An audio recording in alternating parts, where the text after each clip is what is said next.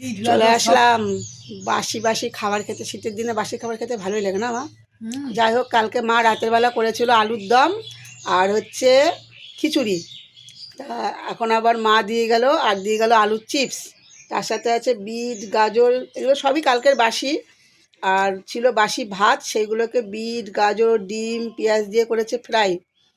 আমার ছেলেকে দিয়ে গেছে, আমার ছেলে যেহেতু খিচুড়ি খায় না, এই দেখো গামলাতে দিয়ে গেছে আলুর দম আর হচ্ছে বাসি ভাত ফ্রাই। তা দেখে যেন মনে হচ্ছে পোলাও। বাসি ভাত ফ্রাই খেতে কিন্তু ভালোই লাগে বন্ধুরা। আর এদিকে আমার মা ওই দেখো খাচ্ছে, আর এই দেখো আমার জন্য দিয়েছে। ঠিক আছে, এখন আমরা এসব খাবো। খেয়ে এদিকে ভাত বসিয়েছি দেখো, তারপরে খেয়ে দিয়ে তারপরে সবজি মবজি কেটে তারপরে রান্না করব।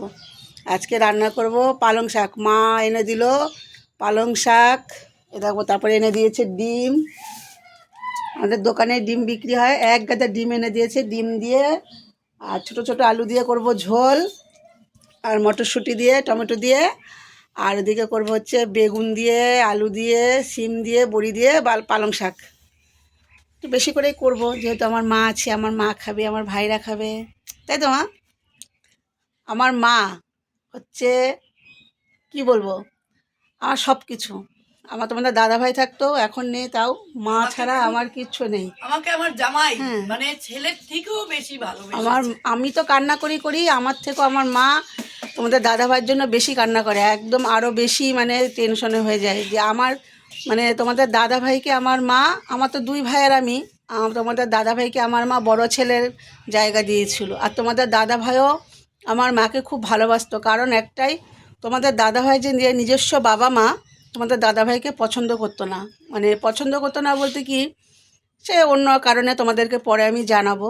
যে তোমার খুব দুঃখ করতো আমার মার কাছে এসে, যে ছোটো থেকে আমার জীবনটা দুঃখে দুঃখে কষ্টে কষ্টে গেল। সেই জায়গায় দাঁড়িয়ে আমার মা তোমাদের দাদাভাইকে প্রচণ্ড ভালোবাসতো, আর সব কথা আমার মাকেই বলতো। আমি যদি কোনো ভুল করতাম, অন্যায় করতাম, সেটাও আমার মাকে গিয়ে বলতো। আর আমার ভাইরা, আমার মা যে কোনো কাজে যাতেই হাত দিত না কেন, মানে তোমাদের দাদাভাইকে না জানিয়ে কোনো কিছুতে হাত দিত না। তোমাদের দাদাভাই যদি বলতো যে হ্যাঁ এই কাজটা কর, তাহলে এই কাজটা ভাইরা হাত দিত, তাহলে হাত দিত না। আর তোমাদের দাদাভাইও তাই, যাই সব কিছুতে তাদের জামাইবাবু ছিল। তো আমার দুই ভাইও খুব ভেঙে পড়েছে। আমাদের বাড়িতে সবারই মনটা ভাঙা, মানে ভেঙে চুরে সব গুড়িয়ে গেছে তোমাদের দাদাভাইয়ের জন্য। আমার বাবা মারা গেছে ধরো আজ থেকে 20 বছর আগে। যতটা আমাদের বাবা মারা যায়, তো যতটা আমরা ভেঙে না পড়েছি, মানে প্রত্যেকেই বাবা মারাতে ভেঙে পড়ে, যতটা না ভেঙে পড়েছি তার থেকে তোমাদের দাদাভাই মারা যেত আমাদের বাড়িতে প্রত্যেকে, আমার মা, আমার দুই ভাই, আমার ভাইয়ের বউ, আমার যে বাড়িতে যে বাচ্চাটাকে দেখো সেটা, সে পর্যন্ত।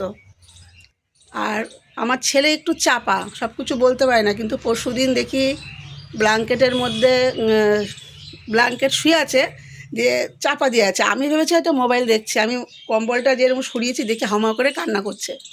তা আমি ভেবেছি হয়তো কোনো বন্ধুবান্ধবের সাথে হয়তো ঝামেলা লেগেছে, এই বয়সটা তো ধরো ভালো না। দিয়ে আমাকে জড়িয়ে ধরে বলছে, আমি বলছি কী হয়েছে, কার সাথে ঝামেলা করেছিস? বললো বাবার জন্য খুব মন খারাপ করছে, খুব কষ্ট হচ্ছে, সবাই বাবা বলে ডাকে, আমি ডাকতে পারি না, আমার খুব কষ্ট হয়, আমার আর কিছু ভালো লাগে না। তা খুব দুঃখ করছিল ছেলেটা।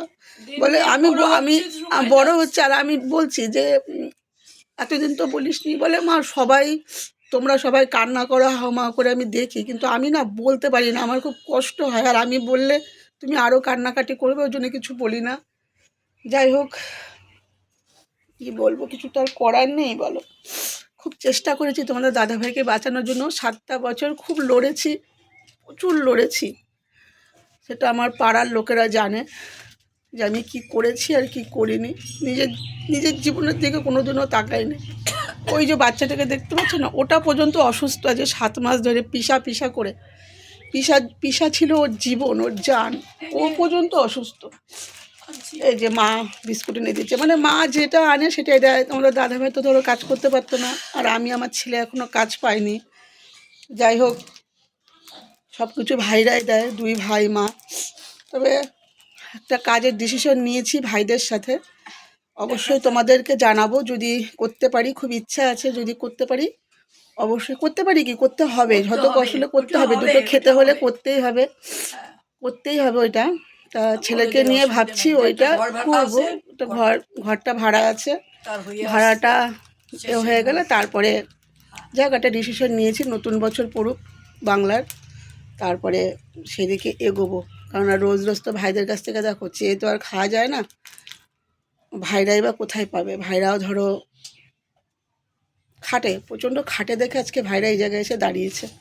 যাই হোক, অনেকটাই কথা বললাম তোমাদের কাছে, দুঃখের কথা, দুটো খেয়ে নিই। এদিকে আমার ভাতও মোটামুটি হয়ে আসছে, আস্তে যাও তো ফুটো। একটা মোটা কাঠ দিয়ে দিই ভাতটা, একটা মোটা কাঠে রান্না করতে কিন্তু না কি বলে, মোটামুটি একবার যদি গুছিয়ে নেওয়া যায় কাঠে আর সময় লাগে না, তাহলে সময় লাগে না। এক ঘন্টার মধ্যে দুটো টাটা, দুটো দুটো তিনটে খেয়ে নিই। তরকারি, দুটো তরকারি